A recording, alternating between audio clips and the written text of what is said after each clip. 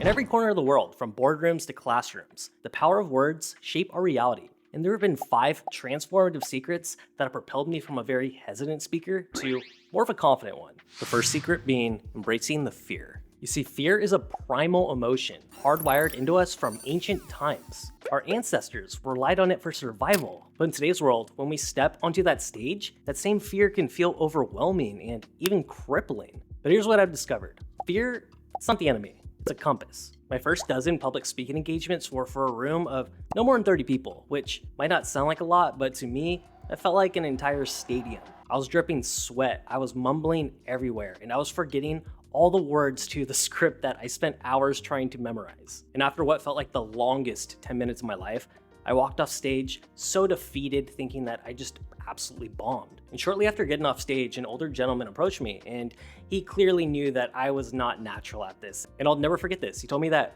fear shows that you care. It means that you understand the responsibility of your words. And that interaction was a pivotal moment for me, and I started to look at fear much differently. Instead of dreading it, I started to lean into it. And moving forward, every time I felt that familiar sensation of dread, I'd remind myself that this is my body's way of telling me that I'm stepping out of my comfort zone. And that's when I started to lean into more attempts and more opportunities to get myself in front of that stage so I can overcome it and get much better at it. And now fast forward to today, while nerves still occasionally come, I'm not controlled by them. And the difference has been just embracing the fear and understanding its roots and then using it as a guide stone instead of a barrier. Remember this quote by Dale Carnegie? Do the things you fear to do and keep on doing it. That's the quickest and surest way ever yet discovered to conquer fear. So if you're like past me, just paralyzed at the sheer thought of public speaking, take solace in knowing that fear can be an ally.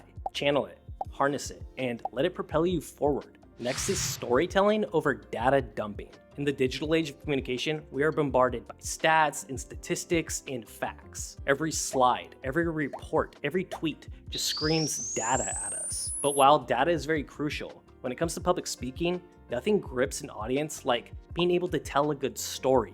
Think back to when you were a child. What do you remember more? Those bedtime stories that your parents read to you? Or all those math problems at school that you had to tackle? I'm willing to bet it's the bedtime stories, and if it's the math problems, then we're probably not going to get along. You see, our brains are hardwired for stories. They help us connect, emphasize, and understand complex concepts in relatable ways. I remember attending a seminar a few years ago, and the speaker had a very impressive slideshow with charts and numbers and diagrams. But about half an hour in, my attention just completely started to wander. And it wasn't because of my ADHD. It just felt like more of a college lecture than an inspiring talk. But then in the middle of all this data, the speaker just completely shifted gears and he started talking about personal stories about how he overcame his struggles in trying to remember the data. And then immediately everyone in the room was just hooked. The message was clear. And this is because he moved from abstract concepts to a personal, relatable narrative. And after witnessing this transformation, I made it my mission to get much better at storytelling. I started taking workshops and then dig deeply into my own personal experiences. And as a result, my speaking became more memorable and more engaging and more impactful.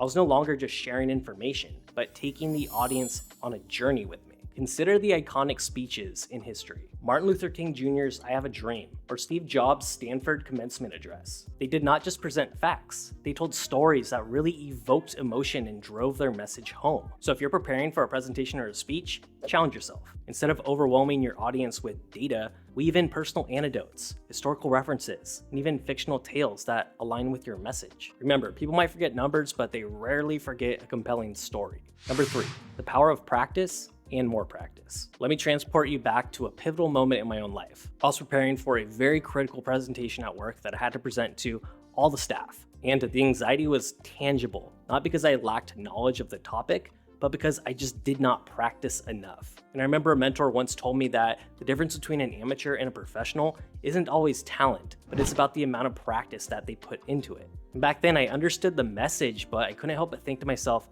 what would practicing just a few more times actually achieve? And as it turns out, a world of difference. Consider this quote by legendary pianist Ignacy Jan Paderewski. If I miss 1 day of practice, I notice it. If I miss 2 days, the critics notice it. If I miss 3 days, the audience notices it. And this doesn't hold true just with music. This also holds true with public speaking and, quite frankly, every meaningful endeavor in life. And after that disastrous presentation, I promised myself that I would never go into something that is really important unprepared. I started practicing my speeches every time I had a free moment. I'd recite them while showering, while driving.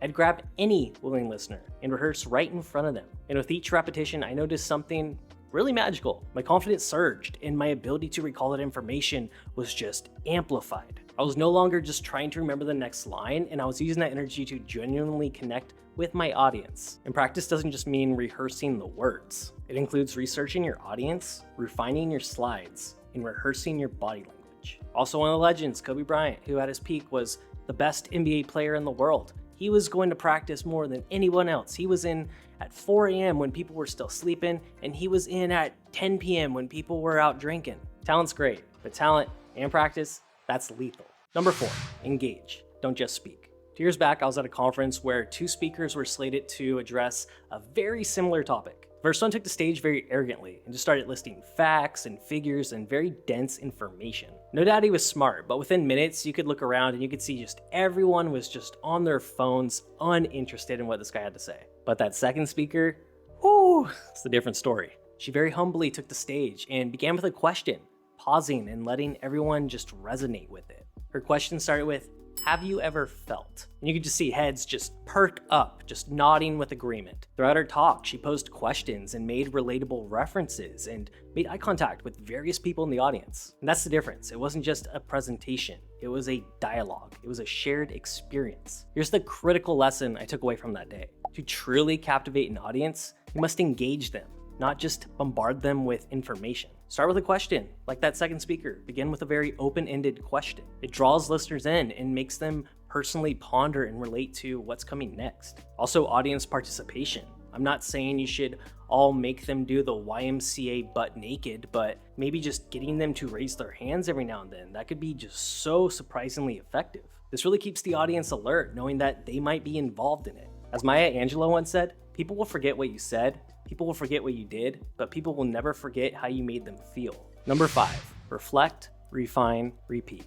It's essential to understand that mastering public speaking is a journey, not a destination. It's an evolving process, and like with any skill, it requires refining and repetition. A few years ago, I gave a presentation to a group of venture capitalists for a previous business of mine that I was trying to raise money for. And I rehearsed it to perfection. Every slide, every word, I had it down.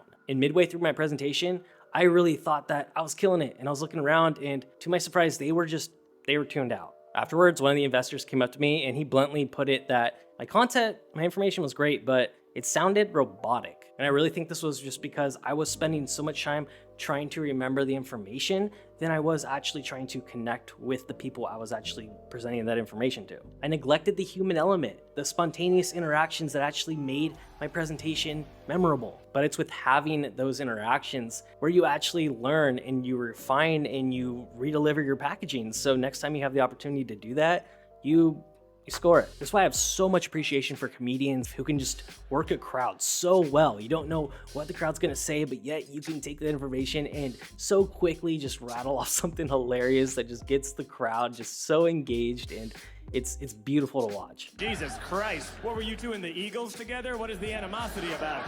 So the next time you're handed a microphone, if you're just speaking to a small crowd, a large crowd, a stadium, a YouTube channel, a camera, you're not just speaking words, you're sharing a piece of yourself. Thank you guys for watching this video. I hope it was super helpful for you. If it was, do me a favor and give it a thumbs up. Hopefully I can reach more people and the algorithm will start to share my videos with more people like you. And hey, if it does and I get that gold button one day, I promise you guys I will do the YMCA butt naked.